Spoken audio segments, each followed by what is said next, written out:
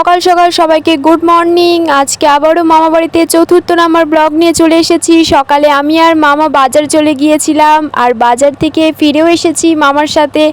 এদিকে আমরা অনেক বাজার করেছি, আম, কলা, মাংস এবং একটি হাঁড়ি নিয়ে এসেছি, কারণ আজকে আমরা হান্ডি মাটন বানাবো। এদিকে পেঁয়াজ রসুন এবং অনেকগুলো আলু কিনে নিয়ে এসেছে মামা। পেঁয়াজ রসুন আলু লঙ্কা আদাগুলোকে কেটে রেখে হাঁড়িগুলো ভালো করে জলে ভিজিয়ে রেখে এদিকে আমিও চান করে চলে এসেছি এবং মাংসও ধুয়ে নিয়েছি। মাংসতে দিয়ে দিচ্ছি জিরা ধইনা আদা রসুন বাটা, পেঁয়াজ, হিং এবং কি এখানে হলুদ লবণ দিয়ে দিচ্ছি। বেশ খানিকটা তেল দিয়ে মিট মশলা দিয়ে ভালো করে মাখিয়ে নিতে হবে। মাখিয়ে এটা কিছুক্ষণের জন্য ঢেকে রেখে এটা আমরা উনুনের মধ্যে বসিয়ে দেব। এই সম্পূর্ণ রান্নাটি হবে কাঠের জালে, তাতে আরো ভালো খেতে হবে। এর মধ্যে হাঁড়িটা গরম হয়ে গেলে তার মধ্যে তেল দিয়ে ভালোভাবে নেড়ে চেড়ে পেঁয়াজ শুকনো লঙ্কা এবং তেজপাতা দিয়ে ফোড়ন দিয়ে মাংস দিয়ে ভালোভাবে নেড়ে চেড়ে দিতে হবে। একটুখানি জল দিয়ে কিছুক্ষণ ঢাকা রেখে উঠিয়ে নাড়াচাড়া করে ভালো করে নিতে হবে, যাতে মাংসগুলি হাঁড়ির গায়ে যাতে না লেগে যায়, তার জন্য কিছুটা জল দিয়ে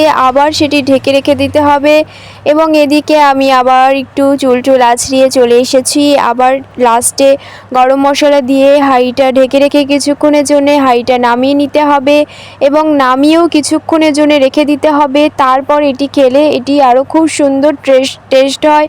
তোমরাও বাড়িতে চাইলে রান্না করে খেতে পারো। এটি তো খুব সুন্দর খেতে হয়েছে। মামাও খেয়ে বললো যে মামার নাকি খুব ভালো লেগেছে এবং আমাদেরও এটি খুব সুন্দর লেগেছে। তোমরাও বাড়িতে এরম করে একবার ট্রাই করে দেখতে পারো। আমাদের তো খুব ভালোই লেগেছে। যাই হোক, এই ভিডিওটা যদি ভালো লেগে থাকে তাহলে তোমরা একটি লাইক কমেন্ট শেয়ার করতে পারো। এদিকে বিকাল হতে না হতে মেঘ ধরিয়ে দিয়েছে, বৃষ্টিও নেমে গেছে তার মধ্যে।